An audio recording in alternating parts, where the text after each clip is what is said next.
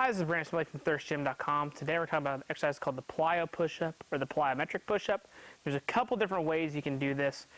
Mainly what you need to make sure you're looking for is that it's plyometric, or what we mean by that is it's explosive in nature. So usually you'll see people probably that go from their knees and push up from the ground, or they'll have their hands on a plyo box or a bench and they're going to push. Those are both great. I personally am going to use the bar here in our rack, and the reason I like this is that if we need to phase an athlete to something to be a little easier or a little more difficult, we can just move it up and down the rack.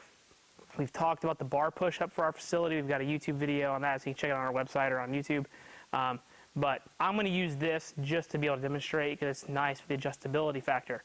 But if you have a plyo box or a bench, all those are obviously completely viable. Just know that what we're looking for is speed here.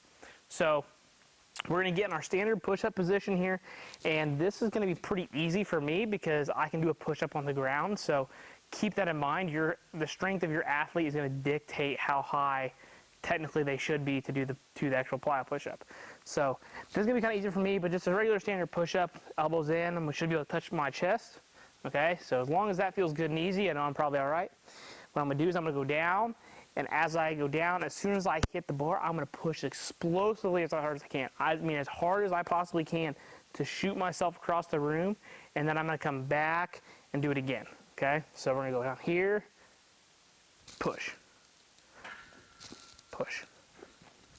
So notice I'm able to push myself all the way back up, which that's probably a little easy for me. I know that I need it further down, but again, that's for demonstration purposes. Most of your athletes are probably not going to be able to do that, especially from the floor.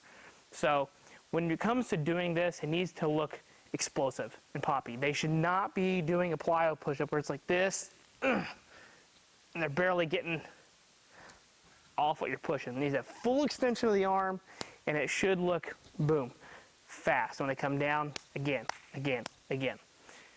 When you're programming this, obviously it's kind of like an upper body primer. You're trying to train power.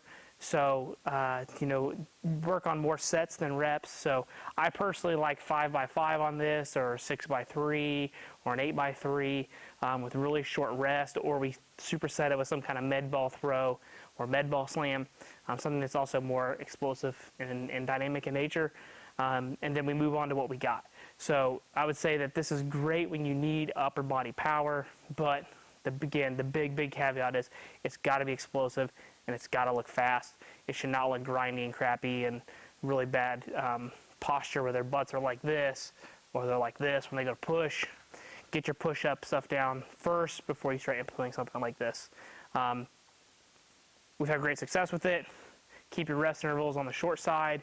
As you're kind of going through it, kind of treat it like dynamic effort training, but with body weight for your athletes, and you'll see some good results. So if you got any questions, leave them in the comment section. Thanks. Have a great day.